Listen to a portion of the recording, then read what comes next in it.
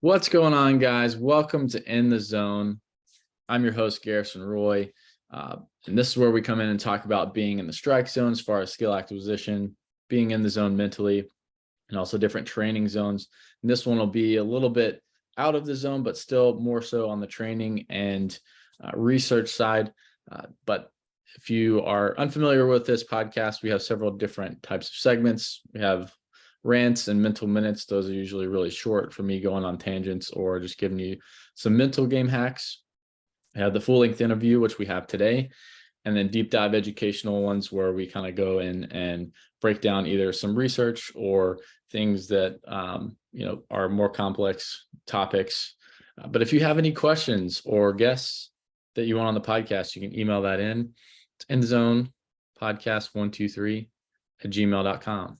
And share the show. If you found this interesting, if you found some really awesome information, or, maybe give you a different perspective of what you had before, give it a share, post it, text it over to your friends, wherever you like. But yeah, for today, we have Kristen Nicholson on the show with us, and she's a biomechanist out with Atrium Wake Forest Baptist Health out at Winston-Salem, but she also gets to mess around with the awesome biomechanics lab out at Wake Forest. So Kristen, what's going on? Hi, thanks for having me. I'm happy to be here. Oh yeah, that's awesome. I know we recently connected. I've definitely heard of you, obviously seen you talk over at the ABCA, and hearing a lot about you, and everybody's like, oh yeah, you got to go up to the lab at Wake Forest, you got to do this, but was able to get a nice little tour and talk a little bit more, nerd out a little bit on some things. So it was also really cool to kind of hear your background. But tell let's tell listeners how you kind of even got into this line of work. Sure. So my undergraduate degree is from Clemson University in mathematics, and I finished in 2010, which there wasn't much you could do with a math degree in 2010, other than go to grad school or work for the government. And so I did work for the government for a little while, but found that it wasn't too exciting solving math problems behind the desk all day. Sure. And so I was looking for something a little bit more hands-on, a little bit more applied. And I myself participated in cross country and track in high school, and then triathlons throughout my stint at Clemson. And so I was like, well, what if I could combine kind of math and sports and athleticism? And I stumbled on biomechanics, which I thought was a really cool application to combine kind of both those passions. And so I went to grad school for biomechanics at University of Delaware. And while I was there, my grad school advisor told me that we could do sports for fun, but that all of the funding was in clinical biomechanics. And in general, he was correct. For the time being, right? Yeah. Right. Like if you're looking to get grant money, a lot of that comes from NIH and NSF, and they're definitely looking at kind of some of those more clinical applications of biomechanics. But I was funded all through grad school by a project that we did with US figure skating. And so there was some sports in there for fun. But my primary project was trying to define scapular mechanics using motion capture, because the traditional motion capture doesn't capture scapular mechanics because the scapula moves underneath the skin. And so that project was highly motivated by work that we were doing with kids with brachial plexus injuries. Essentially, their glenohumeral joints, where the humerus, your shoulder, upper arm meets your scapula, is fused. And so in order to lift their arm and do a lot of acts of daily living, they'll use their scapula to help them gain that motion. And so we really wanted to see how they were using their scapulas. If we were doing a surgery to increase their glenohumeral motion, did they even have any glenohumeral motion, or were they using their scapula to compensate? And so I did a high math level that I'm sure most people won't understand, but built linear models that took where the scapula was in different static postures, and was able to create a model of what the scapula did during motion, and tried to encompass kind of the whole range of motion that a normal healthy person might use. And so I then, after grad school, went on to work at a children's hospital in a more traditional gait lab. Did a lot of work with kids with cerebral palsy, some stuff with kids with scoliosis, kind of more of that clinical biomechanics. And then I was looking for an opportunity to move closer to home, which was South Carolina. And I saw this opening at Wake Forest. They were looking to build a pitching lab, but the primary appointment was with the hospital. And so I applied, and it seemed like it was a really good mix of, they wanted somebody that had the clinical experience, but also some of that sports experience. But then primarily they were looking for an upper extremity biomechanist. There aren't too many of those out there, especially not in 2018. Everybody was kind of focused on lower extremities, a lot of traditional like gait and running or ACL injuries, arthritis, things like that.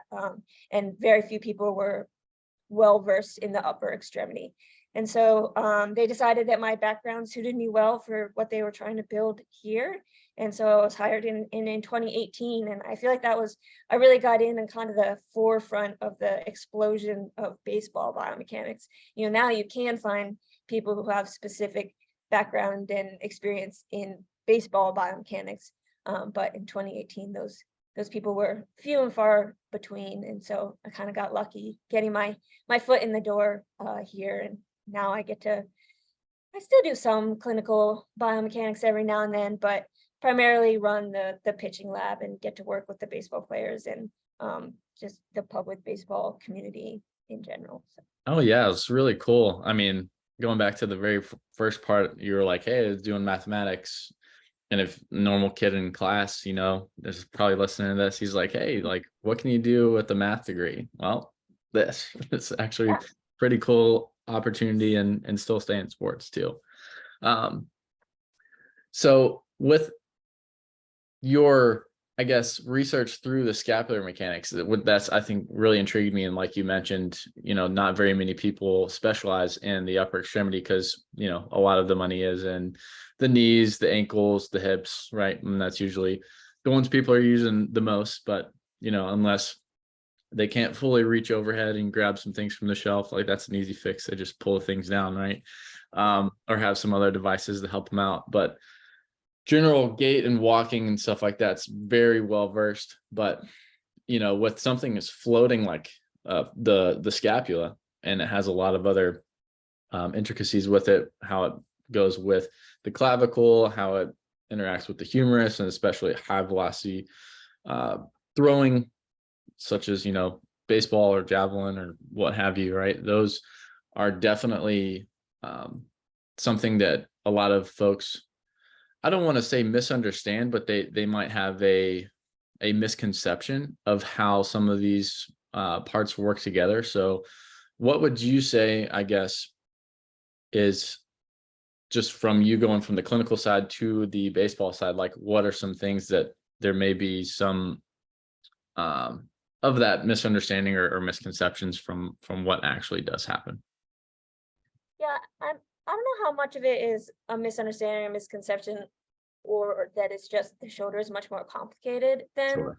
the hips and the knees and everything. So you think about your hip joint, it's a ball and socket joint with the pelvis, but the hip is connected, or the upper leg is connected to the pelvis in one spot.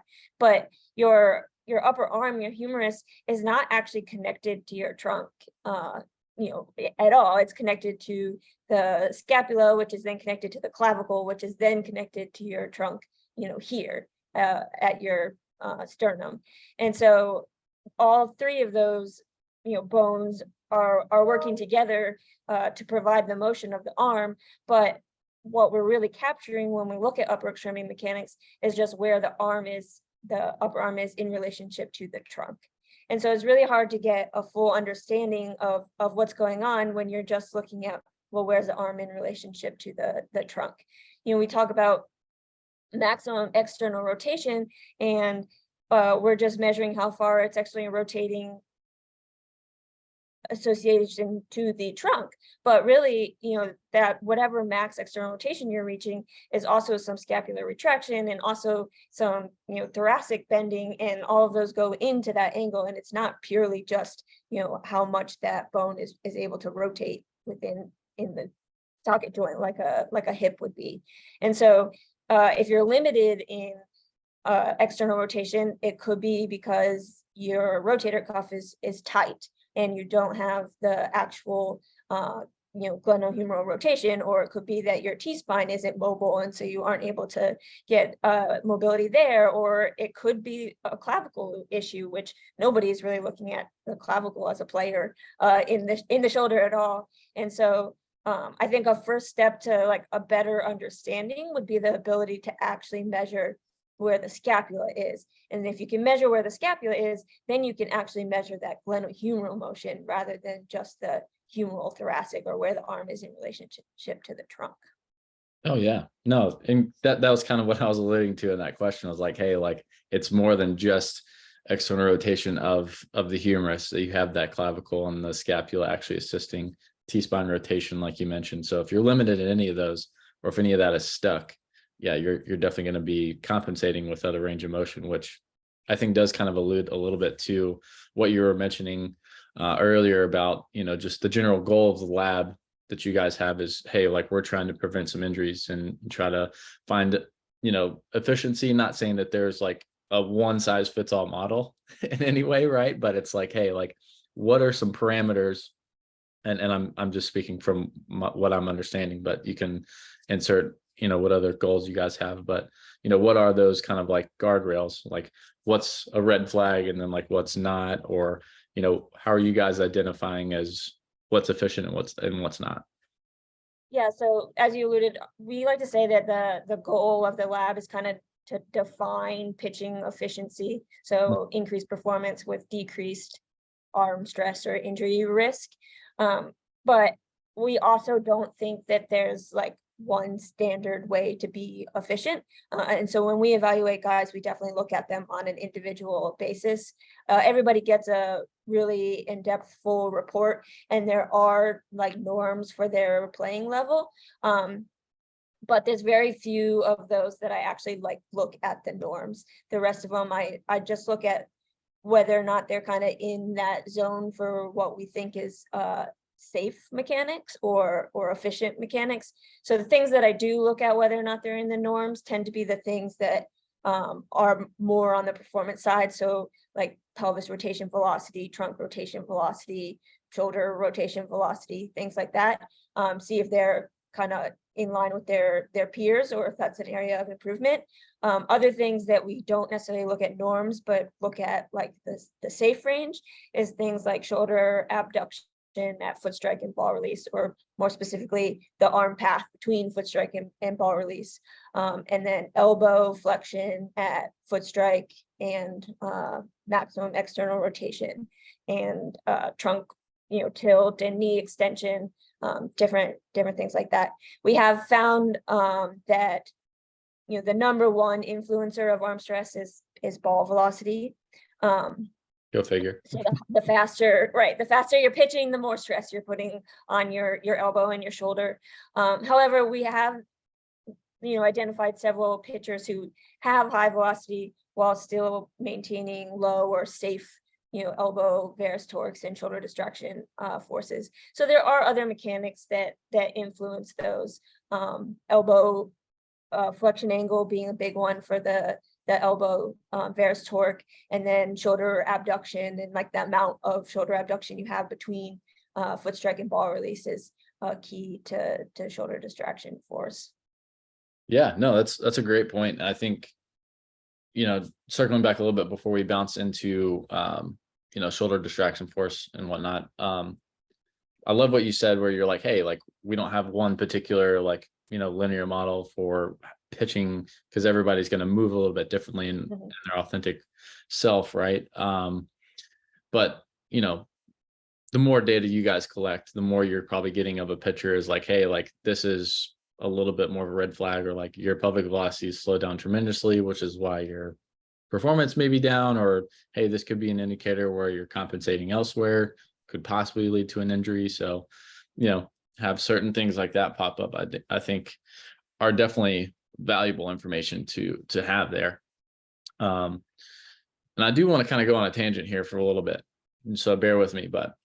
And I know you have a lot of research in this, but I think there's 6 or 7, I could be butchering this number, different types of clavicles that are out there, right? Is that kind of behind some of the research you've had, or?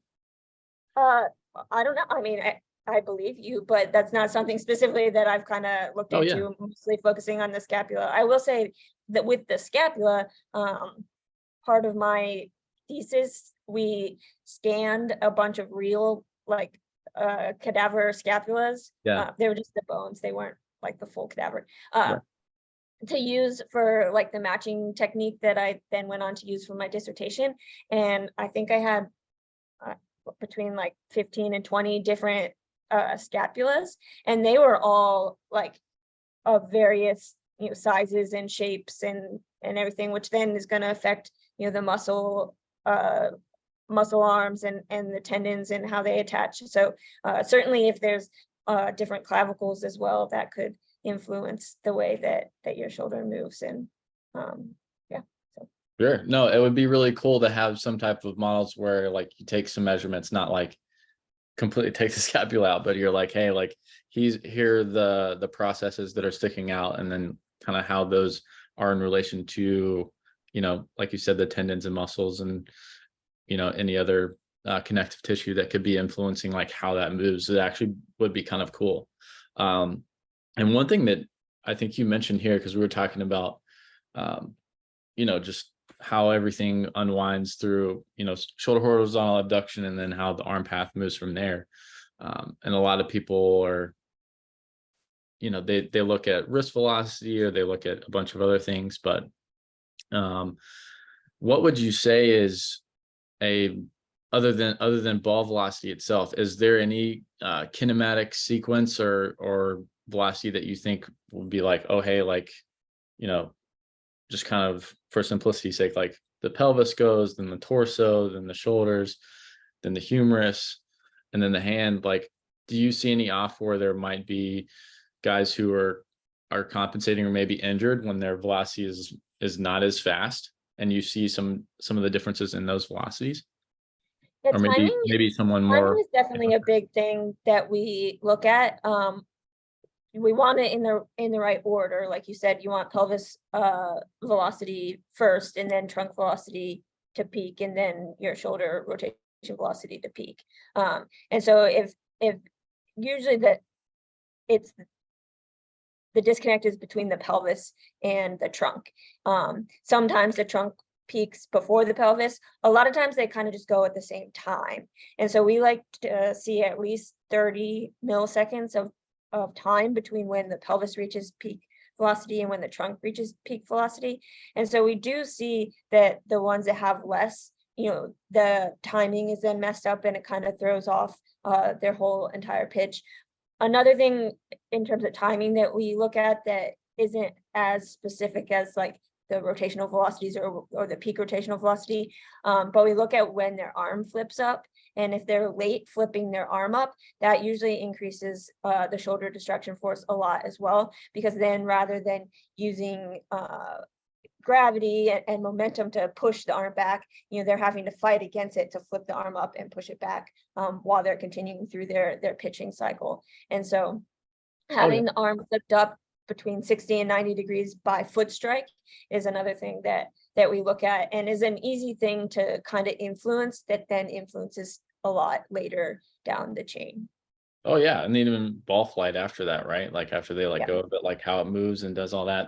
And I can definitely concur with that on the coaching side. Like that's something indicator wise that I'm like looking at. It's like, hey, like, is that flipped up, or are they having to fight it, like you were mentioning, because that's going to put a lot of stress on those connective tissues as well. So, but I guess when they're going through that, so let's say just go down this shoulder distraction forces, which how would you guys measure that, by the way, like the actual distraction force, or is that just kind of So based off of that? Yeah, it's a kinetic value that gets calculated within our report system. But it's based on the mass of the arm and how fast it's moving and the angles that it's at. And then shoulder distraction force actually usually peaks in the decel phase. But all those other factors leading up to the decel phase can influence the shoulder distraction force as well. No, that's actually really interesting where it's actually in the deceleration phase, because a lot of guys you'll see, especially, for guys who have GERD shoulder or lack of internal rotation, if they're getting the most distraction there. And so I'm just kind of visualizing, but for those of you listening, imagine someone going through a throw, right? And then once they release it, the arm starts to go into internal rotation. But if they're missing that range, then all of a sudden everything gets pulled or distracted, like you said, and that would be, am I saying this right? Like this, that's when the max. Yeah, the distraction force is essentially the force that's required to keep the upper arm, the humerus, from pulling out of it's flying off your body, basically. Yeah.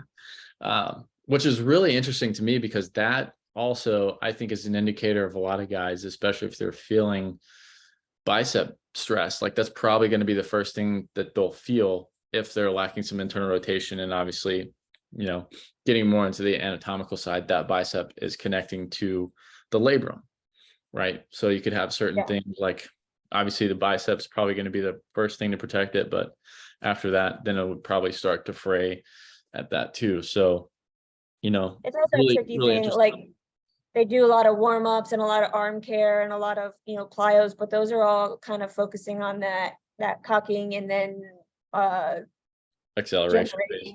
Acceleration phase, and not the decel. And so I imagine also fatigue plays a big role in it. That's probably the first area that's going to start to fatigue when you're throwing in full effort pitches, and then as you fatigue, then the forces go up and you're more susceptible to injury. So no, absolutely. I heard this analogy a long time ago, and I use it all the time, where it's like, hey, would you rather have a Ferrari that has like really old Ford brakes, or would you rather have a car that has really good acceleration and really good, you say like a BMW or a Lexus that has really good brakes to go with that? I'd be like, I'm taking the BMW every day over the Ferrari with crappy brakes, right? Because then you can only go so fast, but then how do you slow down?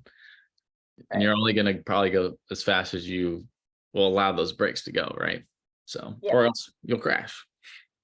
Yeah, exactly. So, that's a great analogy.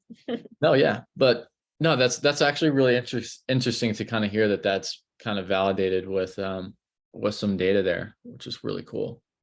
Now, you were talking about estimating like scapular mechanics, and obviously in a high level throw, that's almost kind of impossible to do.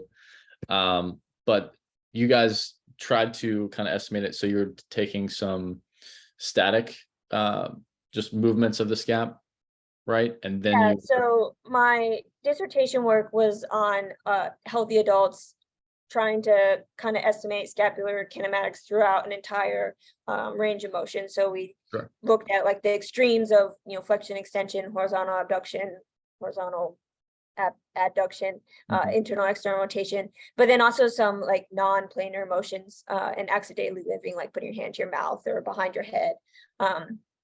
And so in order to estimate where the scapula was throughout your entire range of motion, we had to include the static orientations of the scapula at all of those kind of extreme endpoints. And so there was 11 different endpoints that we included in order to estimate the scapula's range of motion entirely.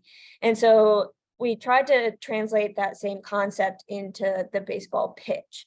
And so we would have somebody pitch and then calculate their kinematics for that pitch, their humeral thoracic kinematics. And then using like real-time motion capture feedback, ask them to get back into the arm position that they were when they had maximum horizontal abduction, maximum abduction, maximum external rotation, and then also maximum internal rotation, maximum adduction, and maximum horizontal adduction.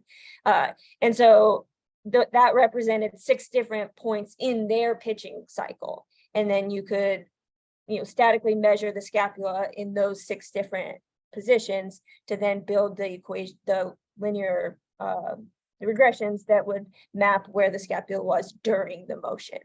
And so the inputs then become the peroneal process orientation or displacement, and then your humeral orientation. And using those measures, you can then estimate where the scapula is.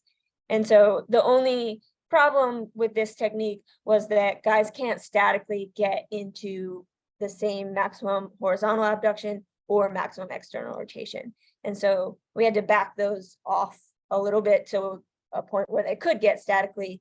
And so it seemed to work pretty well. We compared the results to the fluoroscopy results that we had from my dissertation of just kind of what's the scapula's entire range of motion, and then are these values that we're calculating for the scapula within those kind of feasibility limits that we had from the fluoro. And for most cases there was somewhere it was outside, but also the pitch is not a normal range of motion activity, so Fair. that would be expected. So it's a little slightly time consuming, but I think it adds a whole nother layer of information and value to your pitching evaluation. No, absolutely. I think just even having, even if it is an estimate, it's like, hey, like this is probably an idea of like what's going on here. So if you're lacking, this range of motion or whatever, then it's like, hey, you're probably going to have to compensate for that elsewhere within your delivery. And sometimes guys can play really well with those compensations, and other times, might be a little unfortunate where they may result in injury, right? Or lack of high level performance. Maybe they just only are limited in a certain velocity or miles per hour, what they're able to output. But that's really cool to kind of see how those can work together. And I was always interested because for those of you listening, whenever I was in school, I had tried to construct a very similar, but it ended up being just me going off of ground reaction force and wrist velocity, because I was only in undergrad, and everything else that I was trying to do is more of a doctorate level. And they're like, you don't have enough time for this. So I was like, okay, that's fine. But we took 10 of the guys that were on my college team. We hooked up all the biomechanic markers, and like you said, that is very time consuming. So I have much respect for anyone who works in biomechanics and puts all the markers on. And, now there's a lot of other technology that's advancing where you don't necessarily need that, which is huge. But, getting some of those readings and making sure that you're having all those markers identified on the right spot on each frame that you're doing is, I don't know. I have like I said, ton of appreciation and know how meticulous some of that research can be. And for you guys to go in that depth is pretty awesome. So yeah, no. So I guess I do kind of want to touch on this, because I think you mentioned this whenever we were touring around too, was the ground reaction force, right? And the guy who I was with, he was asking, was like, hey, like which leg, ground reaction force, because you guys have two plates, or probably more than that, but like two areas, one where for the back foot, and then one for the landing leg, and a lot more of a wider space for that, because the variance of that is pretty large for some pitchers. But talk about that, I guess, a little bit, and how all this kind of, as they're going through that, does the ground reaction force actually play a role in ball velocity at all? Yeah, so we did find that the maximum lead leg ground reaction force had a significant influence on ball velocity, and that's just the magnitude, the overall magnitude of that value. When we look at an individual's report, we also look at the medial lateral and anterior posterior directions of that force, in addition to the vertical or the overall. And primarily what we're looking at is that medial lateral force relatively large, because we don't want it to be. We want all the force that they're generating to either go up their body and then translate to ball velocity, or in a front back direction, which is also translating to ball velocity. But if it's going side to side, essentially they're not able to use that ground reaction force that is going side to side. And oftentimes that happens when they're not landing with a vertical shin, or their knee is bowing out to the side. And then that just messes up all their alignment, and they're leaking their power and not being very efficient. And then in terms of the back leg, we actually haven't found many associations with the back leg ground reaction force and ball velocity, or injury, elbow varus torque, shoulder distraction force. We've primarily only looked at the overall magnitude or the vertical force. And so we are doing some more studies where we're going to look at kind of the direction of the force. And does the direction of the force match like their planes of rotation, or the direction that they want to be moving down the mound? And see if that has more influence, since just the overall magnitude doesn't really influence ball velocity or injury mechanisms. Oh, sure. Well, and I'm like we talked about earlier, I think a lot of that would depend on also some of their anatomical differences, like a guy who's a tall and fall, or a guy who is a little bit more rotational and actually gets into his leg a little bit more, right? I would be curious to know, like, hey, like, whatever they're identified, if like also like what their hip range of motion would be, if they favor more internal or external on that back leg, and like which one actually results in like what they're actually throwing in, because they're going to use whatever range they have available, or they just run out, right? That would kind of pique my interest with that. And then also how that influences the direction of how they're putting force into the ground, if that makes sense. Yeah, so that's kind of that's a good thought. We have hip range of motion measures on everybody too, so that's a good point to include that in our study. But our next study is to look at the back leg and look at the direction of the force, and then also on their dynamic balance. So how stable are they on that back leg when they go into like their high knee position and then start their drive down the mound? Thinking that guys who have more balance, a more stable ankle, are able to utilize the force that they're generating better as well. And so those are all good, interesting points that we should include. For sure. Oh, I mean, I'm all ears. If you ever have any questions on it, I'll be like, hey, what about this? What about this? Like I'm always thinking about other things and how that could actually be spit out in the lab, which my setting when I was doing it, this was in a gate lab, and I had to make the ground reaction force plate fit into a mound. But you also have that awesome ability where the guys can go warm up, long toss, do everything they need to do, and then they just pop right in, which is definitely easier for those guys to throw at higher velocities and actually get data that matters, because all mine were not significant enough to even draw any conclusions to, because everybody's throwing like 78 because it's in a lab and they were afraid to break the cameras. See that. No, yeah, but I guess a few other things, like we were kind of talking about some of the studies that you were either getting ready to go into, like the one you just mentioned, but you were also looking to see how maybe some of the drills that you guys are doing, or how those can also kind of change how they are moving, whether that's with different ball weights or through an actual drill. Expand on that a little bit, or if you guys are just it's kind of twofold. One, we want to just see what the elbow varus torque values are while doing plyo drills. Do they vary by drill? Do they vary by individual, whether or not they're kind of doing the drill correctly? Are they a good progression in an interval throwing plan? Very common for drills to be introduced, plyo drills to be introduced before throwing in like a return to throwing plan or a ramp up period. There's a period of doing drills before they actually start throwing. But are the elbow torque values actually lower than normal throwing? And then is that the kind of the appropriate progression? And so the first step is just what are the elbow torque values while doing plyo drills. Collecting the data on that for sure.